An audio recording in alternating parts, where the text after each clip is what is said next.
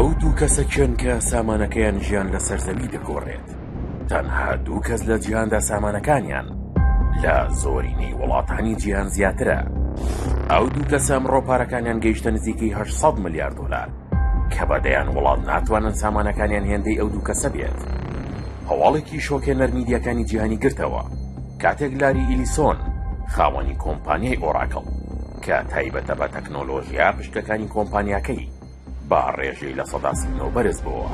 بەوەش توانی لە دەوڵەمەندیدا ببێتە کەسی یەکەمی جیهان.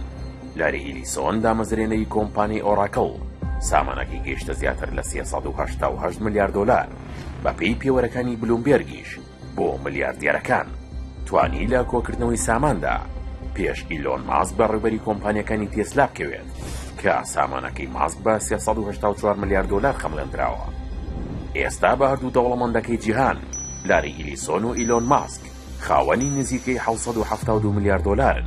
سامانی ئەم دوو کەسە نزیکەی 51 هێندەی وڵاتێکی وەک ئەفغانستانە کە سامانی ئەو وڵاتە بە 15 ملیۆن دۆلار دەخەمڵێندرێت. جا وڵاتێکی وەک قەتەر کە یەکێکە لە وڵاتە دەوڵەمەندەکانی جیهان و ڕۆژهەڵاتی ناوەڕاست سامانەکەی زیاتر لە 3 هێندەی سامانی ئەو دوو کەسە کەمترە. دوایین ئەمارەکانی نەتەوەی گرتوەکان لەبارەی ڕێژەی هەژاری دەڵێت لە جیهان 808 ملیۆن کەس لە خوارهێڵی هەژاریەوەن.